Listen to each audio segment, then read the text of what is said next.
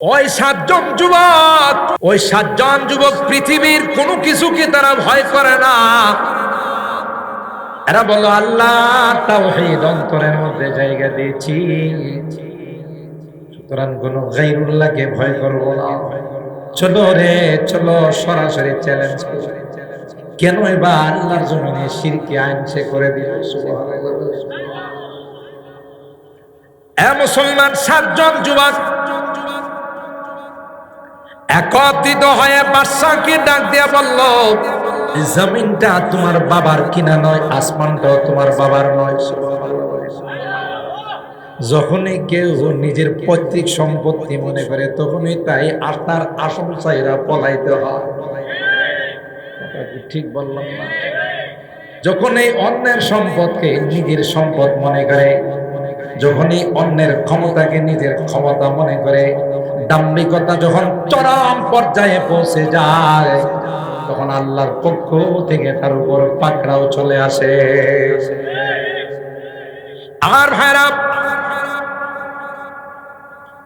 সাতজন যুবক বুকে সাহস নিয়ে বাদশাকে চ্যালেঞ্জ করে বলল, ইয কামু ফাকালু রাব্বুনা রাব্বুস সামাওয়াতি ওয়াল আরদ। এ বাদশাহ, জমিনের মালিক কে? আসমানের মালিক কে? সুতরাং আল্লাহর জমিনে, আল্লাহর আসমানের নিচে আল্লাহ বিরোধী আইন করবে, এক ফোঁটা রক্ত থাকতে সেটা বাস্তবায়ন করতে দেব না। জোরে বলেন ঠিক কিনা? চ্যালেঞ্জ যখন ছুড়ে দিলাম,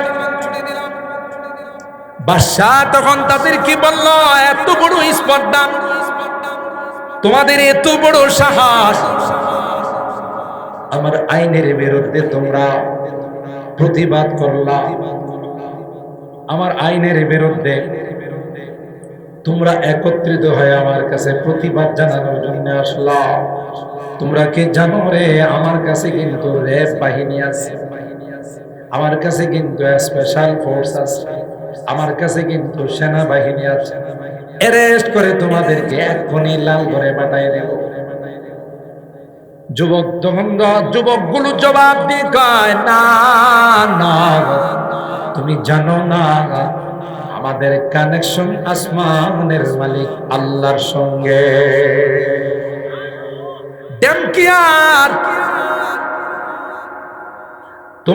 তোমার এই হুমকিকে আমরা পরোয়া করি না, কারণ আমরা জানি রে আমাদের রব আল্লাহ আমাদেরকে বাঁচাবে। কে বাঁচাবে?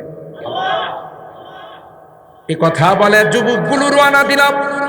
যেই দেশে শিরিক হয়, যেই দেশে আল্লাহর আইন বাস্তবায়ন হয় না, যেই দেশে গুনাহ বেবিচার সচরাচর হতে থাকে, না রে না, ওখানে থাকবো না, আমরা হিজরত করে চলে যাব। তাই পাহাড়ের গুহার দিকে রওনা দিলেন। বড় আশ্চর্যের বিষয় হলো, এরা যখন রওনা দিল, তাদের সঙ্গে একটা কুকুর রওনা দিল। সুবহানাল্লাহ। ও ভাই, কুকুর যখন তাদের সঙ্গে রওনা দিল, তারা কুকুরকে প্রশ্ন করলো, আমরা তো ঈমান রক্ষা করার জন্য যাচ্ছি, এ কুকুর তুমি কি জন্য আমাদের সঙ্গে রওনা দিলা? আল্লাহর কসম, তাফসীরের কিতাব খুলে দেখুন, সাথে সাথে আমার আল্লাহ কুকুরের জবান খুলে দিলেন। আরো আস্তে সুবহানাল্লাহ। আমার আল্লাহর ক্ষমতা আছে না নাই? কুকুরের জবান দেয়া কথা বলানোর শক্তি আছে না নাই? এ ভাই, কুকুর তো একটা প্রাণী, তার কথা বলার শক্তি আল্লাহ দিতে পারেন। গাছ গাছালি, পাথর, জড় পদার্থ, ওইগুলোকে দিয়েও আল্লাহ কথা বলা। ওলামায়ে কেরাম আছে, জিজ্ঞাসা করে দেখবেন, বুখারী শরীফের মধ্যে আসে, আল্লাহর পয়গম্বর যখন নতুন মিম্বার বানালেন, যেই মিম্বারের মধ্যে বসে আগে খুতবা দিতেন খেজুর গাছের গোড়া, যেদিন নতুন মিম্বারে বসলেন, আল্লাহর কসম, ওই পুরাতন মিম্বার খেজুর গাছের গোড়া এমন কান্না শুরু করে দিল, যার কান্নার আওয়াজ গোটা মসজিদের মধ্যে আলোড়ন সৃষ্টি করে ফেলল। সুবহানাল্লাহ। এ ভাই, কেন সেই খেজুরের গাছের গোড়া কান্না করলো?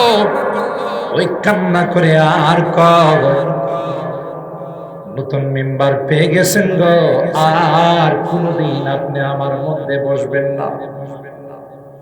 এ পয়গম্বর, দীর্ঘদিন পর্যন্ত আমি আপনার সংস্রবী ছিলাম পয়গম্বর, আজ থেকে তো আপনার জিসিম মুবারক, আপনার দেহ মুবারক আমার মধ্যে বসবে না, আমি সহ্য করতে পারবো না। তাই বিরহ বেদনা সহ্য করতে না পেরে আমি কান্না শুরু করে দিলাম। হে মুসলমান, আল্লাহর হাবিব মিম্বার থেকে নেমে ওই খেজুরের গাছের গোড়াকে সিনা মুবারকের সঙ্গে জড়াইয়া সান্ত্বনা দেয় আর পায়, কান্দিস না, আমি ওয়াদা দিলাম রে, কিয়ামত পর্যন্ত কেউ তোমাকে মসজিদে নববী থেকে বাহির করবে না। আল্লাহু আকবার। উলামায়ে কেরাম জানেন, মসজিদে নববীর পুরাতন এরিয়া, ওখানে লেখা আছে হাদা হাদ্দু মসজিদে রাসূলুল্লাহ সাল্লাল্লাহু আলাইহি ওয়াসাল্লাম। আগের আল্লাহর নবীর জামানায় মসজিদে নববীর যে এরিয়াটা ছিল, পিলারের মধ্যে আরবিতে লেখা আছে এটা হলো আল্লাহর নবীর জামানার মসজিদের এরিয়া। এর ভিতরে কয়েকটা খাম্বা আছে, এর মধ্যে একটা খাম্বার নাম উস্তুয়ানায়ে হান্নানা, লেখা আছে হাদিহি উস্তুয়ানাতুল হান্নানা। ওইটাই সেই পিলার যার উপর বসে আল্লাহর পয়গম্বর খুতবা দিতেন। কান্নার কারণে পয়গম্বর মিম্বর থেকে নেমে তাকে সিনার সঙ্গে লাগাইয়া এখানে রেখে দিয়েছেন, আর বলে দিয়েছেন, আমি নবী তোমাকে মসজিদে জায়গা করে দিলাম, কিয়ামত পর্যন্ত কেউ তোমাকে এখান থেকে সরাবে না। যুবকদের দ্বারা কি সম্ভব? কারণ যুবকদের গায়ে যে রক্ত আছে এটা হলো গরম পাগলা রক্ত। যুবকরা মাঠে নামছে, 15 বছরের ক্ষমতা 15 দিনে শেষ। ঠিক কিনা? কত বছরের ক্ষমতা? 15 বছরের ক্ষমতা 15 দিনে শেষ। বোঝা গেল এদেশের যুবকরা ইচ্ছা করলে এই দেশকে একটা পৃথিবীর মধ্যে মডেল দেশ বানাইতে পারে। এটা প্রমাণ। দুর্নীতি মুক্ত, জুলুম মুক্ত, নির্যাতন মুক্ত একটি দেশ আমার এই কলিজার টুকরা যুবকরা উপহার দিতে পারে। ঠিক কিনা বলেন? ওই এই যুবকদের সম্পর্কে মূলত দুই একটি কথা বলার নিয়তি আমার এই আয়াত থেকে দিলাম। সূরাতুল কাহাফের, কাহাফ মানে হলো গুহা, পাহাড়ের গুহা, পাহাড়ের গর্ত। এটা অনেক লম্বা ঘটনা, আমার পুরো ঘটনা বলা এখানে টার্গেট নয়। আর লম্বা ঘটনা বলে আপনাদেরকে কষ্ট দেব না। বাদশাহ দাকিয়ানুস না, আমি শুধু চুম্বক অংশটা আপনাদের খেদমতে আলোচনা। একজন মুশরিক বাদশা দেশের মধ্যে শিরকি আইন চালু করছে, যে তাকে সেজদা দিতে হবে, মূর্তিকে সেজদা দিতে হবে, মূর্তিকে প্রণাম করতে হবে।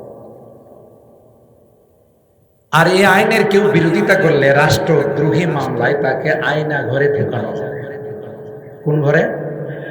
এখন তো আর আয়না ঘর চিনতে কারো কোনো সমস্যা নাই। আয়না ঘরে তাকে ঢোকানো হবে। এটা ছিল তখনকার রাষ্ট্রের আইন।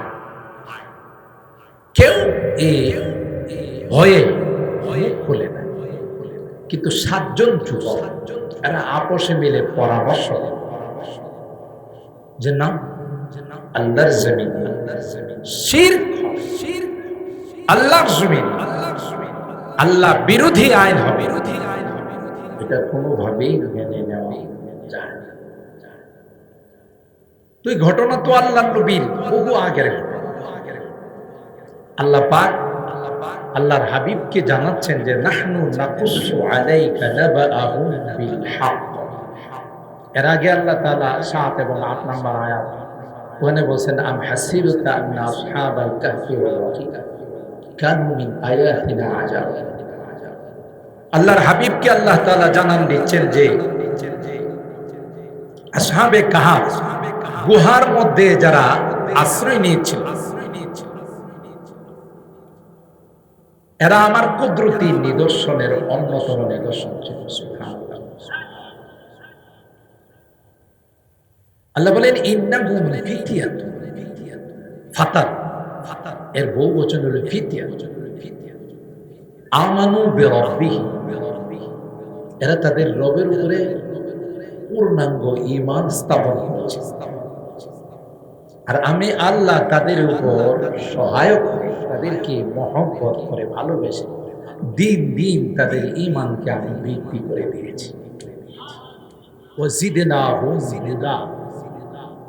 আরো কি কই শুনেন, এদের বুকে এত সাহস ছিল, তারা লক্ষ কোটি অস্ত্রকে তারা কোন পরোয়া করত। সুবহানাল্লাহ।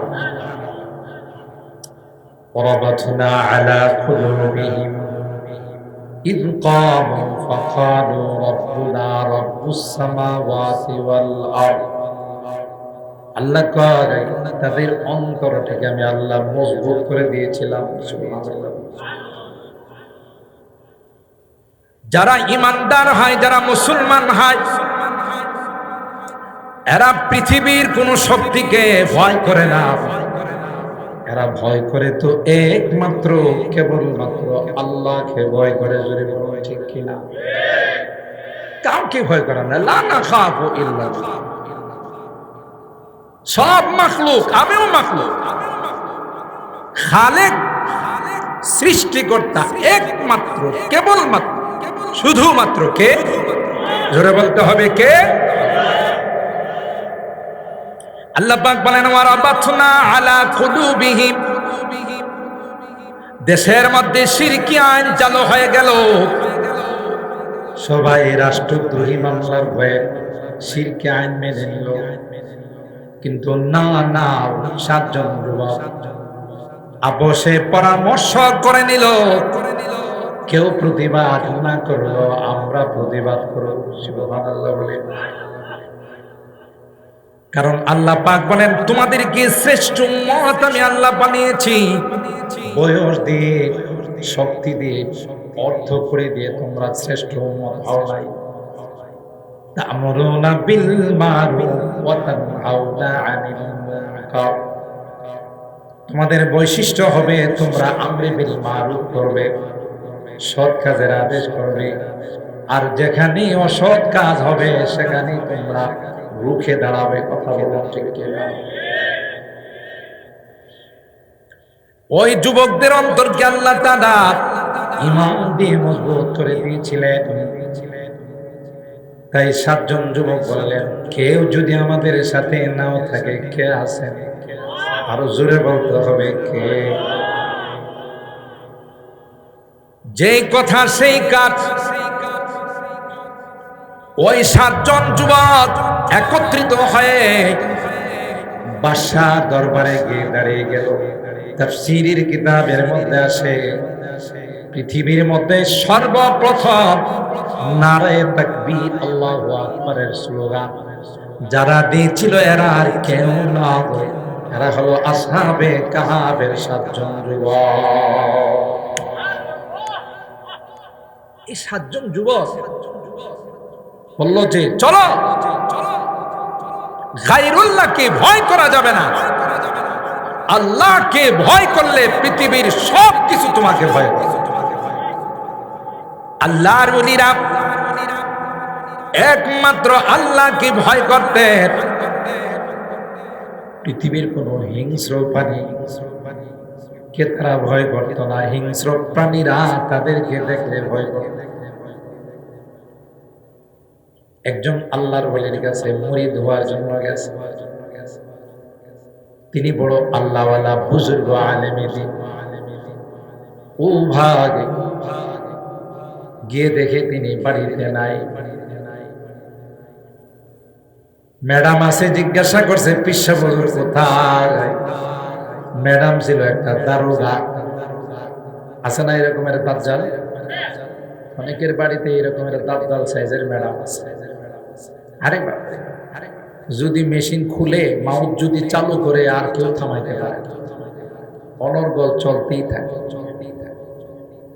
তো দাজ্জাল টাইপের ম্যাডাম ছিল। যখন বলছে পিসা হুজুর কই, তুমি কি জন্য আসছো? ওনার কাছে মরিদ হয়। হে একটা ভণ্ড, তুমি আর একটা ভণ্ড। কার কথা কয়? পিসাবের কথা কয়, যে পিসাব ওনার। এই জন্য হাদিসের মধ্যে আছে খাইরুকুম খাইরুকুম লিআহলি, তোমাদের মধ্যে সর্বশ্রেষ্ঠ ব্যক্তি ওই ব্যক্তি যে তার পরিবারের কাছে শ্রেষ্ঠ।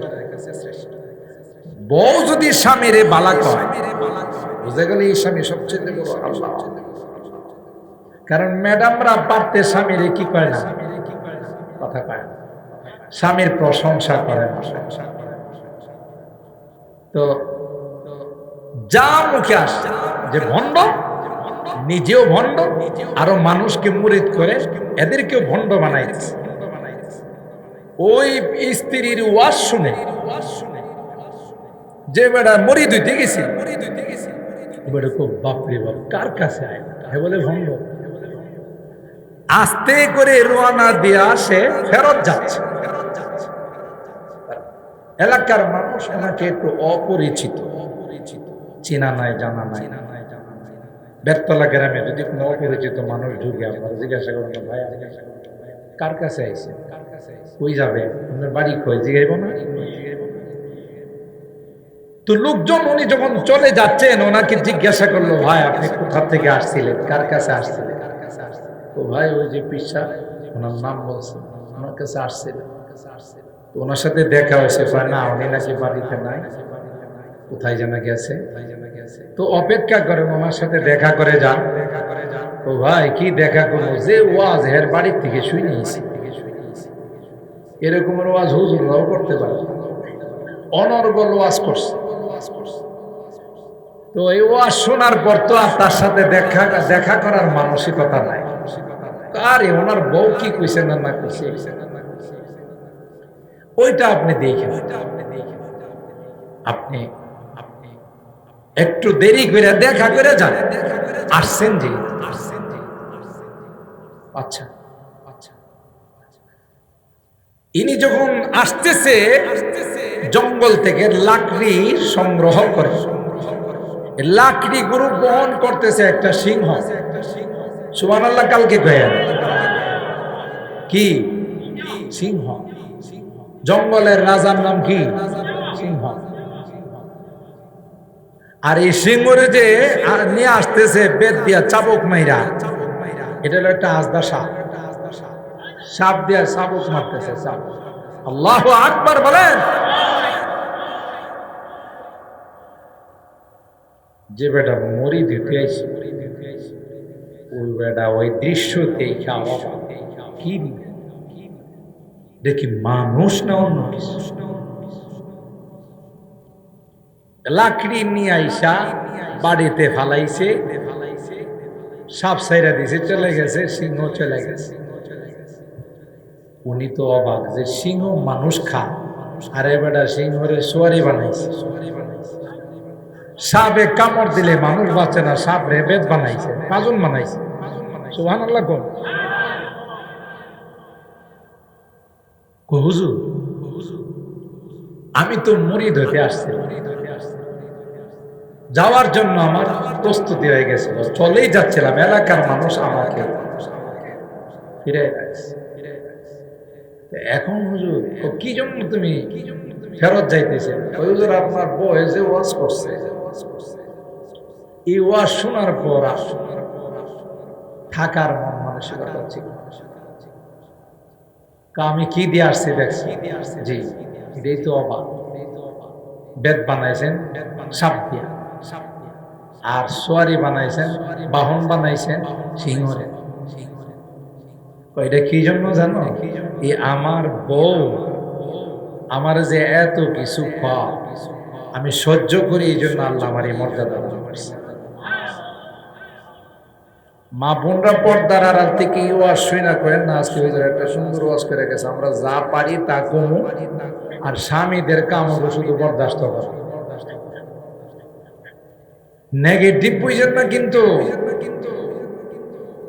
আল্লাহর হাবিব বলেন, যদি পৃথিবীতে কেউ কাউকে সিজদা দেওয়ার পারমিশন থাকতো, তাহলে স্ত্রীগণকে আমি হুকুম দিতাম তাদের স্বামীদেরকে সিজদা করার। স্বামীর মর্যাদা কম না বেশি? স্বামী মন যোগায়া চলে, স্বামীর আনুগত্যশীল হলে ওই বিবির জন্য আল্লাহর জান্নাতের সব গেট খোলা থাকে। প্রত্যেকটা গেট ওই নারীকে আহ্বান করবে, আয় আয়, তোর জন্য আমার জান্নাতের গেট গুলো খোলা। কেন রে? তুমি 5 ওয়াক্ত নামাজ পড়েছিলে, তুমি রমজান মাসের রোজা রেখেছিলে, স্বামী তোমার বিদেশ ছিল,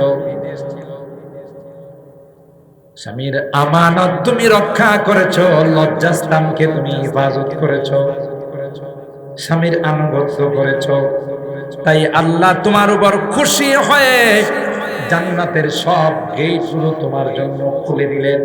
তুমি যে কোনো গেট দিয়ে ইচ্ছা করলে জান্নাতে যাইতে পারো। তোমার জন্য ওপেন জান্নাত।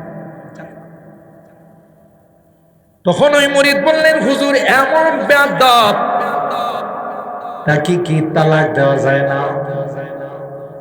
কই বাবারে, আমি যদি তালাক দিই মানুষের খাসলত পরিবর্তন হয় না?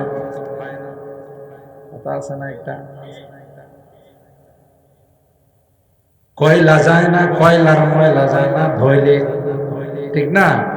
খাসলত যায় না কইলে, খাসলত অভ্যাস পরিবর্তন হয় না। আমি যদি তাকে তালাক দিয়ে আরেকজন স্বামীর ঘরে যাবেন, ওই স্বামীকেও সে জ্বালাবে, ওই স্বামী সহ্য করতে পারবে না, তার গায়ে হাত উঠাবে। তাই কষ্ট করেছি, তাই আমি করেছি, এবং ভবিষ্যতেও আমি করি। এই আযাব আরেকজনের ঘাড়ে চাপাইতে চাই না। আর এই কষ্টের বিনিময়ে আল্লাহ আমাকে এই মর্যাদা দান করেছেন। এ মুসলমান, যারা আল্লাহকে ভয় করে, জাহান্নামকে ভয় করে, আল্লাহর তাকওয়া যাদের অন্তরে আছে, আল্লাহর কসম রেখে পৃথিবীর কোনো কিছুকে তারা ভয় করে না। ঠিক কিনা বলেন? আল্লাহ পাক বলেন, আলা ইন্না আউলিয়া আল্লাহি লা খাউফুন আলাইহিম ওয়া লা হুম ইয়াহজানুন। যারা আল্লাহর ওলি হয়ে যায়, আল্লাহ বলেন, লা খাউফুন আলাইহিম ওয়া লা হুম ইয়াহজানুন, তাদের কোনো খৌফ নাই, তাদের কোনো হুজুন নাই। উলামায়ে কেরাম জানেন, একটা সম্পর্ক দুনিয়ার পেরেশানির সঙ্গে, আরেকটা সম্পর্ক পরকালের পেরেশানির সঙ্গে। আল্লাহ বলেন, দুনিয়াতেও তাদের কোনো ভয় নাই, পরকালেও মৃত্যুর পর থেকে কোনো ঘাটিতে তাদের কোনো ভয় না। ওই 7 জন যুবক মনে আছে তো? ওই 7 জন যুবক পৃথিবীর কোনো কিছুকে তারা ভয় করে না। এরা বলো, আল্লাহ তাওহীদ অন্তরের মধ্যে জায়গা দিয়েছি, সুতরাং কোনো গায়রুল্লাহকে ভয় করব না। চলো রে চলো, সরাসরি চ্যালেঞ্জ করি, কেন এবার আল্লাহর জমিনে শিরকি আইন সে করে দিল। সুবহানাল্লাহ। এ মুসলমান, 7 জন যুবক একত্রিত হয়ে বাদশাকে ডাক দিয়া বলল, জমিনটা তোমার বাবার কিনা নয়, আসমানটাও তোমার বাবার নয়। যখনই কেউ নিজের পৈতৃক সম্পত্তি মনে করে, তখনই তাই তার আসল চাইরা পলাইতে হয়। ঠিক বললাম না? যখনই অন্যের সম্পদকে নিজের সম্পদ মনে করে, যখনই অন্যের ক্ষমতাকে নিজের ক্ষমতা মনে করে, দাম্ভিকতা যখন চরম পর্যায়ে পৌঁছে যায়, তখন আল্লাহর পক্ষ থেকে তার উপর পাকড়াও চলে আসে। আমার ভাইরা, 7 জন যুবক বুকে সাহস নিয়ে বাদশাকে চ্যালেঞ্জ করে বলল, ইয কামু ফাকালু রাব্বুনা রাব্বুস সামাওয়াতি ওয়াল আরদ। এ বাদশা, জমিনের মালিক কে? আসমানের মালিক কে? সুতরাং আল্লাহর জমিনে, আল্লাহর আসমানের নিচে আল্লাহ বিরোধী আইন করবে, 1 ফোঁটা রক্ত থাকতে সেটা বাস্তবায়ন করতে দেব না। জোরে বলেন ঠিক কিনা? চ্যালেঞ্জ যখন ছুড়ে দিলাম, বাদশাহ তখন তাদের কি বলল, এত বড় স্পর্ধা, তোমাদের এত বড় সাহস, আমার আইনের বিরুদ্ধে তোমরা প্রতিবাদ করলা, আমার আইনের বিরুদ্ধে তোমরা একত্রিত হয়ে আমার কাছে প্রতিবাদ জানানোর জন্য আসলা। তোমরা কি জানো রে, আমার কাছে কিন্তু র্যাব বাহিনী আছে, আমার কাছে কিন্তু স্পেশাল ফোর্স আছে, আমার কাছে কিন্তু সেনাবাহিনী আছে, অ্যারেস্ট করে তোমাদেরকে এক্ষুনি লাল করে পাঠিয়ে দেব। যুবকগুলো জবাব দিয়ে কয়, না না, তুমি জানো না আমাদের কানেকশন আসমানের মালিক আল্লাহর সঙ্গে।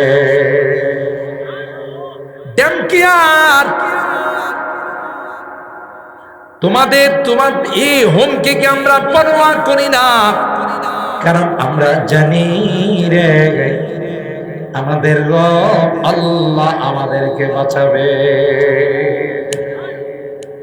কে বাঁচাবে? এই কথা বলে যুবকগুলো রওনা দিলাম।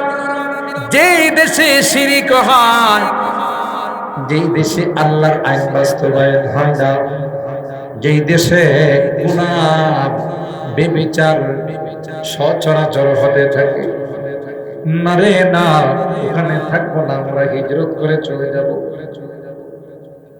তাই পাহাড়ের গুহার দিকে রওনা দিলেন। বড় আশ্চর্যের বিষয় হলো, এরা যখন রওনা দিল, তাদের সঙ্গে একটা কুকুর রওনা দিল। সুবহানাল্লাহ। ও ভাই, কুকুর যখন তাদের সঙ্গে রওনা দিল, তারা কুকুরকে প্রশ্ন করলো, আমরা তো ঈমান রক্ষা করার জন্য যাচ্ছি, কুকুর তুমি কি জন্য আমাদের সঙ্গে রওনা দিলা? আল্লাহর কসম, তাফসীরের কিতাব খুলে দেখুন, সাথে সাথে আমার আল্লাহ কুকুরের জবান খুলে দিলেন। আরো আস্তে সুবহানাল্লাহ। আমার আল্লাহর ক্ষমতা আছে না নাই? কুকুরের জবান দেয়া কথা বলানোর শক্তি আছে না নাই? এ ভাই, কুকুর তো একটা প্রাণী, তার কথা বলার শক্তি আল্লাহ দিতে পারেন। গাছ গাছালি, পাথর, জড় পদার্থ, ওইগুলোকে দিয়েও আল্লাহ কথা বলা। ওলামায়ে কেরাম আছে, জিজ্ঞাসা করে দেখবেন, বুখারী শরীফের মধ্যে আসে, আল্লাহর পয়গম্বর যখন নতুন মিম্বার বানালেন, যেই মিম্বারের মধ্যে বসে আগে খুতবা দিতেন খেজুর গাছের গোড়া, যেদিন নতুন মিম্বারে বসলেন, আল্লাহর কসম, ওই পুরাতন মিম্বার খেজুর গাছের গোড়া এমন কান্না শুরু করে দিল, যার কান্নার আওয়াজ গোটা মসজিদের মধ্যে আলোড়ন সৃষ্টি করে ফেলল। সুবহানাল্লাহ। এ ভাই, কেন সেই খেজুরের গাছের গোড়া কান্না করলো? ওই কান্না করে আর কব, নতুন মেম্বার পেয়ে গেছেন গো, আর কোনদিন আপনি আমার মধ্যে বসবেন না। এ পয়গম্বর, দীর্ঘদিন পর্যন্ত আমি আপনার সংস্রবী ছিলাম পয়গম্বর, আজ থেকে তো আপনার জিসিম মুবারক, আপনার দেহ মুবারক আমার মধ্যে বসবে না, আমি সহ্য করতে পারবো না। তাই বিরহ বেদনা সহ্য করতে না পেরে আমি কান্না শুরু করে দিলাম। হে মুসলমান, আল্লাহর হাবিব মিম্বার থেকে নেমে ওই খেজুরের গাছের গোড়াকে সিনা মুবারকের সঙ্গে জড়াইয়া সান্ত্বনা দে আর পায় কান্দিস না, আমি ওয়াদা দিলাম রে কিয়ামত পর্যন্ত কেউ তোমাকে মসজিদে নববী থেকে বাহির করবে না। আল্লাহু আকবার। উলামায়ে কেরাম জানেন মসজিদে নববীর পুরাতন এরিয়া, ওখানে লেখা আছে হাদা হাদ্দু মসজিদে রাসূলুল্লাহ সাল্লাল্লাহু আলাইহি ওয়াসাল্লাম। আগের আল্লাহর নবীর জামানায় মসজিদে নববীর যে এরিয়াটা ছিল, পিলারের মধ্যে আরবিতে লেখা আছে এটা হলো আল্লাহর নবীর জামানার মসজিদের এরিয়া। এর ভিতরে কয়েকটা খাম্বা আছে, এর মধ্যে একটা খাম্বার নাম উস্তুয়ানায়ে হান্নানা, লেখা আছে হাদিহি উস্তুয়ানাতুল হান্নানা। ওইটাই সেই পিলার যার উপর বসে আল্লাহর পয়গম্বর খুতবা দিতেন। কান্নার কারণে পয়গম্বর মিম্বর থেকে নেমে তাকে সিনার সঙ্গে লাগাইয়া এখানে রেখে দিয়েছেন আর বলে দিয়েছেন, আমি নবী তোমাকে মসজিদে জায়গা করে দিলাম, কিয়ামত পর্যন্ত কেউ তোমাকে এখান থেকে সরাবে না। গাছ কান্না করে পার হতো। সাহাবায়ে কেরাম বলেন, পয়গম্বর আমাদের সামনে গাছের রাস্তার গাছগুলো আপনাকে সালাম দেয় রে, আপনাকে সিজদা করে, পশুগুলো এসে আপনাকে সিজদা করে, আমরা কি আপনাকে সিজদা করব না? নবী কয় না না, এরা তো আমাকে সিজদা করে আল্লাহর হুকুমে, আমি যে নবী কথা পৃথিবীর মানুষের সামনে প্রকাশ করার জন্য। কারণ আমি তো শুধু মানব আর দানবের নবী নয়, গোটা পৃথিবীর নবী। সুবহানাল্লাহ জোরে বলেন। আমি তো রাহমাতুল লিল ইনসি ওয়াল জিন নয়, রাহমাতুল লিল আলামিন। গোটা বিশ্বের মানুষের জন্য, গোটা বিশ্বের সমস্ত সৃষ্টির জন্য আমি আল্লাহর পক্ষ থেকে রহমত। वो रहमत आलम है शाहे अस्वद अहमद, वो रहमत आलम है शाहे अस्वद अहमद, वो सैयद कौनाइन है आकाए उमम है, वो रहमत आलम है शाहे अस्वद अहमद, वो सैयद कौनाइन है आकाए उमम है, ये दर्राए ना चीज है खुर्शीद बदामा, ये दर्राए ना चीज है खुर्शीद बदामा, देख उनके गुलामों का भी क्या जाहो हशम है, देख उनके गुलामों का भी क्या जाहो हशम है। सुबहानाल्लाह। উনি তো সবার জন্য, শ্বেতাঙ্গ, কৃষ্ণাঙ্গ, জিন, ইনসান, পশু পাখি সবার জন্য তিনি রহমত হিসাবে আসছেন। সুবহানাল্লাহ। আমরা তার নবীর এই বিশ্ব নবীর উম্মত হওয়ার কারণে হাজার হাজার নয় লক্ষ লক্ষ বছর যারা হায়াত পেয়েছে, তাদের থেকেও আমাদের মর্যাদা কম না বেশি? জোরে বলতে হবে, কম না বেশি? ও ভাই, এটা আমার আপনার বুজুর্গি না, এটা বিশ্ব নবী রহমতে আলমের বুজুর্গি। সুবহানাল্লাহ। हर मुए बदन भी जुज़बा बंक करे शुक, हर मुए बदन भी जुज़बा बंक करे शुक, कम है बहुदा उनकी इनायत से, कम है कम है बहुदा उनकी इनायत से कम है। গোটা শরীরের পশম গুলো দিয়ে যদি গোটা জিন্দেগি তার শুকরিয়া আদায় করা হয়, আল্লাহর কসম রে, জিন্দেগি খতম হয়ে যাবে, পয়গম্বরের শুকরিয়া আদায় করে শেষ করা যাবে না।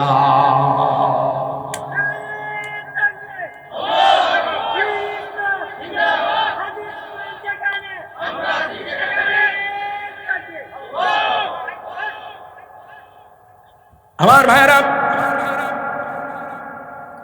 সরকারে দু আলম হযরত মুহাম্মদুর রাসূলুল্লাহ সাল্লাল্লাহু আলাইহি ওয়াসাল্লাম হরিণের সঙ্গে কথা বলছেন, সুবহানাল্লাহ। পাথরের সঙ্গে কথা বলছেন, পাথরে তার ব্যাপারে কথা বলছেন, মাঝারি সব বলছেন। কথা বলেন ঠিক কিনা? সুতরাং আল্লাহ পাক যদি পাথরকে দিয়ে কথা বলাইতে পারেন, গাছকে দিয়ে কথা বলাইতে পারেন, প্রাণীকে দিয়ে পারেন না? আরো জোরে বলেন, পারেন না? সুতরাং ওই কুকুরের জবান আল্লাহ খুলে দিলেন। কুকুরটা তখন তাদেরকে ডাক দিয়া খায়, আমার উহিব্বু আহবাবাল্লাহ। আল্লাহু আকবার। কুকুর ডাক দিয়া বলে, এ সাতজন যুবক, এ যুবকের দল, তোমরা দিন রক্ষা করার জন্য, ঈমান রক্ষা করার জন্য পাহাড়ের গুহায় আশ্রয় নিচ্ছ, তোমরা ওখানে বিশ্রাম করবে রে। পাহারাদারের কাজটুকু, সিকিউরিটি গার্ডের কাজটা আমি কুকুর তোমাদের দরওয়াজায় বসে করব। কোরআনে আল্লাহ বলেন, ওয়া কালবুহুম বাসিতুন যিরাআইহি বিল ওয়াসিদ লাবিত তালাআতা আলাইহিম লাওয়াল্লাইতা মিনহুম ফিরারা ওয়ালামুলিতা মিনহুম রুবা। শুধু তাই নয়, কুকুর ডাক দিয়া কয়, আমি তোমাদের সঙ্গে যাব, কারণ তোমরা হলে আল্লাহর পেয়ারা বান্দা, আর আমিও যদি তোমাদের সংস্রব অবলম্বন করতে পারি, আল্লাহ আমাকেও তোমাদের মতো মর্যাদা দান করবে। এখান থেকে মুফাসসিরিনে কেরাম লিখেন, একটা কুকুর যদি আল্লাহ ওয়ালাদেরকে ভালোবাসার কারণে কোরআনে কারিমে তার জায়গা করে নিতে পারে, কোরআনে আল্লাহ একবার নয়, দুইবার নয়, তিনবার কুকুরটার কথা আলোচনা করছে। তাইলে আমরা যদি আলেম ওলামাদেরকে মহব্বত করে ভালোবাসি, নায়েবে রাসূলদেরকে যদি ভালোবাসি, ওয়ারাসাতুল আম্বিয়াদেরকে যদি ভালোবাসি, আল্লাহর কসম, নবী কয়, তুমি দুনিয়াতে যাকে ভালোবাসলে হাসরের ময়দানে তার সঙ্গে তোমার হাসর নসিব হয়ে যাবে। আমার ভাইরা, ওই আসহাবে কাহাফ, ওই যুবকগুলো গুহার মধ্যে আশ্রয় নিল। আল্লাহ পাক সূর্যকে বলে দিলেন, সূর্য, আমার এই খাস, আমার এই পেয়ারা বান্দাদের গায়ে কিন্তু তাপ দিবি না। সুবহানাল্লাহ। ওয়ানুকাল্লিবুহুম যাতাল ইয়ামিনি ওয়া যাতাশ শিমাল। আল্লাহ কয়, এক কাত হয়ে যদি শুয়ে থাকে, তাইলে তাদের এই সাইডগুলো মাটি খেয়ে ফেলবে। এজন্য আমি কুদরতি ভাবে কখনো ডান কাত, কখনো বাম কাতে তাদেরকে ঘুরাই।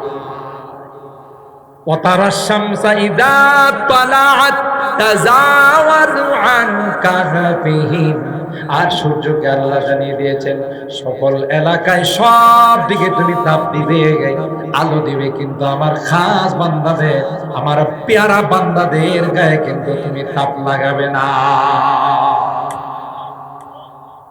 এ আমার যুবক, হাদিসের মধ্যে আল্লাহর হাবিব বলেন, দুনিয়ার জমিনে যদি আল্লাহ পাক ঈমানের কথা বলার কারণে, দ্বীনের কাজ করার কারণে, দ্বীনের দিকে মানুষকে আহ্বান করার কারণে, মাহফিলের মাধ্যমে, দাওয়াতের মাধ্যমে তাদেরকে যদি দুনিয়াতে আল্লাহ সূর্যের আলো থেকে দূরে রাখেন, তাইলে যারা এইরকম যৌবনকালে আল্লাহর ইবাদত করবে, যৌবনকালে দ্বীনের কাজ করবে, যৌবনকালে মাথা থেকে নিয়ে পা পর্যন্ত সুন্নাত দিয়ে সাজাবে, আমার আল্লাহ কিয়ামতের কঠিন ময়দানে আল্লাহ তাআলা সূর্যের কোনো আলো তাদের গায়ে লাগাবে না।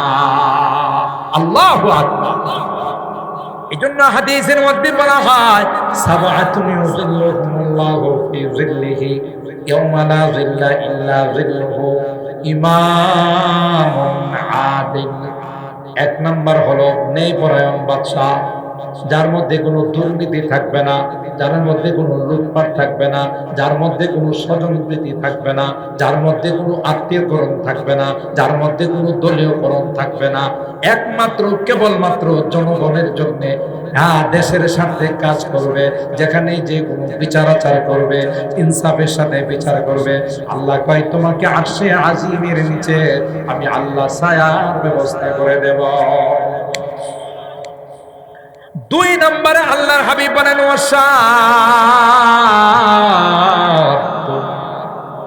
নাশাআ ফি ইবাদাতিল্লাহ, ওই যুবক, যে যুবক তার যৌবন কালটাকে হেফাজত করছে, কারণ এটা পাগলা কাল, লাগামহীন ঘোড়া, যা ইচ্ছা তাই করতে পারে। 10-12 জন যুবক দাঁড়ায় গেলে মহল্লার মুরব্বীরা কিছুই করতে পারে, বলবে আমরা এটা করবই, আমরা এটা দেখেই ছাড়ব। এই যুবকরা যদি গানের আসর করত, এখানে যদি কোনো মদের আসর জমাইতো, কোনো গোলার আসর জমাইতো, আপনাদের ক্ষমতা ছিল না বাধা দেওয়া। কথা কয় না? কারণ যৌবন কাল বড় পাগলা কাল।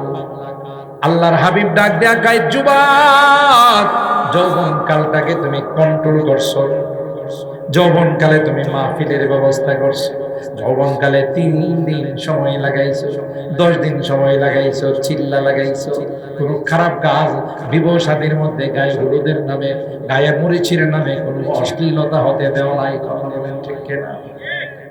এ মুসলমান, যেই বিবাহের সূচনা লগ্নে নাচানাচি হয়, বেহায়াপনা হয়, অশ্লীলতা হয়, এই দাম্পত্য থেকে যে সন্তান আসবে এটা কোনোদিন আল্লাহ ওয়ালা হতে পারে না। এই সন্তান হবে সন্ত্রাস, দুর্নীতিবাজ, চাঁদাবাজ, দেশের টাকা লুট করে বাহিরে নিয়ে জমাবে। কেন? তার সূচনাটা কি ছিল ভালো। আর যেই বিবাহ হবে মসজিদের মধ্যে, আল্লাহর হাবিব বলেন আযামুন নিকাহি বারাকাত আইসারুহু মাউনা, যেই বিবাহতে অপচয় হয় না, কোন রকমের ইসরাফ হয় না, বেহুদা খরচ হয় না, সংক্ষিপ্ত আকারে সুন্দর করে করে মসজিদে হয়, আল্লাহর নবী ডাক দেয়া কই সবচাইতে বরকতপূর্ণ বিবাহ। আর আমরা এখন আধুনিকতার ছোঁয়া নামে লাইটিং করে, জারবাতি লাগিয়ে গোটা 1 কিলো 1/2 কিলো পর্যন্ত অপচয়, আর রাত্রের বেলা ডেস্ক লাগায়া যুবক যুবতীরা নাচতে থাকে। এই বিবাহের পরে দাম্পত্য জিন্দেগি থেকে যে সন্তান আসবে এটা আব্দুল কাদের জিলানী, রাবিয়া বসির, শাহজালাল রহমাতুল্লাহ আলাইহি, শাহপরান হবে। এটা হবে এরশাদ শিকদার, এটা হবে কালা জাহাঙ্গীর টুকাই সুমন, এটা হবে ঐশীর মতো বদমাশ। কথা বলেন ঠিক কিনা? তো আপনি কেন চিন্তা করেন না? আজকে আপনি হুজুরের কাছে গিয়ে বলেন দোয়া তাবিজের কথা, ওলাটা কথা শোনেন, এর উত্তর দিকে যাইতে গেলে দক্ষিণ দিকে যায়, ঠিক না? এটার জন্য কি পোলাটা দায়ী না আপনি দায়ী? কারণ আপনি তো আপনার বিবাহের শুরুতে গায়ে হলুদের নামে, গায়ে মরিচের নামে নাচানাচি করছেন। আমি মরিচ কি জন্য কই জানেন? মরিচ লাগালে মানুষ লাফায় না। তো যেহেতু এখানে ডেস্কের সামনে লাফাইতেছে, বোঝা গেল এর মধ্যে কেউ না কেউ মরিচ লাগাইছে, এই জন্য গায়ে হলুদ আর গায়ে মরিচ দুইটাই। কথা বলেন ঠিক কিনা? শর্ত হলো ইসলামী কানুন মেনে, শরা শরীয়ত মেনে এলাকার মধ্যে যদি সব অনুষ্ঠান হয়, আল্লাহর কসম এই এলাকাতে আসমান থেকে খাইর ও বরকতের ফয়সালা। আর এটার দায়িত্ব হলো যুবকদের, মুরব্বীদের সাথে পরামর্শ করে যে আমাদের এই এলাকা হবে, আমাদের বেডতলা হবে আদর্শ এলাকা, এই এলাকা থেকে দেখে আশপাশের এলাকাগুলো আমাদের থেকে শিখবে। কোনো বাসা বাড়িতে বিবাহ শাদীর অনুষ্ঠানে ড্যান্স বাজবে না, কোন রকমের অশ্লীলতা বেহায়াপনা হতে পারবে না, ঠিক কিনা বলেন? এটা হবে যুবকদের দায়িত্ব। আল্লাহ এই জন্য যুবকদের মর্যাদা বাড়িয়ে দিয়েছেন। ওই যুবক, যেই যুবক গুনাহগুলোকে সামনে নিয়ে রাত্রের অন্ধকারে রুমের মধ্যে বসে বসে রাজুলুন যাকারাল্লাহ খালিয়া ফাফাদাত আইনা, রুমের ভিতরে গিয়ে দরজা বন্ধ করে, মালিক আমার জীবনে এমন কোনো গুনাহ নাই যা করি নাই, নেশা করছি মালিক, আমার জীবনে প্রেম করছি মালিক, আমার জীবনে সন্ত্রাসী করছি, আমার জীবনে কত মানুষের গায়ে হাত লাগাইছি, বুঝি না, না বুঝে শয়তানের ধোঁকায় পড়ে আল্লাহ আমি এই কাজগুলো করে ফেলছি রে, আজকে তোমার কাছে মাপ চাই, ক্ষমা চাই, আমি আর কোনো দিন কাজ করব না। আমার আল্লাহ ডাক দিয়া কয়, যুবক তুই তো আমার রহমতের দরিয়ার মধ্যে জোশ উড়াই দিছস। আর জোরে বলেন সুবহানাল্লাহ। আল্লাহ ডাক দিয়া কয়, করম্বি ওয়া লুতফে খুদা বন্দেগার, করম্বি ওয়া লুতফে খুদা বন্দেগার, গুনাহ বান্দা করদাস বহু শর্মিসা। ফেরেশতারা রে আয় আয়, দেখে যায় বেতলার উত্তর পাড়ার যুবকরা মাহফিল কইরা, শুধু মাহফিল কইরা ক্ষান্ত হয় না, এরা তাদের গুনার জন্য আমি আল্লাহর কাছে মাপ চাইতেছি, গুনার জন্য চোখের পানিগুলো টপ টপ করে বাড়তেছে। আল্লাহর হাবিব ডাক দেয়া কয়, এ দুনিয়ার উম্মতেরা জানো রে জাহান্নামের আগুনটা কত শক্তিশালী, শক্তিশালী। আটলান্টিক মহাসাগর, সাগর মহাসাগর পানি দিয়া এই আগুনকে অফ করা যায় না, কিন্তু তুমি যদি আল্লাহর ভয়ে তোমার চোখ দিয়া 2 ফোঁটা পানি ফেলতে পারো, আল্লাহর কসম তোমার এই চোখের পানির এত পাওয়ার, এত পাওয়ার, আল্লাহর জাহান্নামের আগুনকে সাথে সাথে নিভাইবে। মান বাকা মিন খাশিয়াতিল্লাহ হারামাল্লাহু আলাইহিন নার, আল্লাহর ভয়ে যারা কান্দে আল্লাহ ডাক দিয়া কয়, আমি আল্লাহ জাহান্নামের আগুন তাদের উপর হারাম করে দেই। শুধু তাই না, আল্লাহ ডাক দেয়া কই, ইল্লা মান তাবা ওয়া আমানা ওয়া আমিলা আমালা ওয়া আমিলা আমালান সালিহা ফাউলাইকা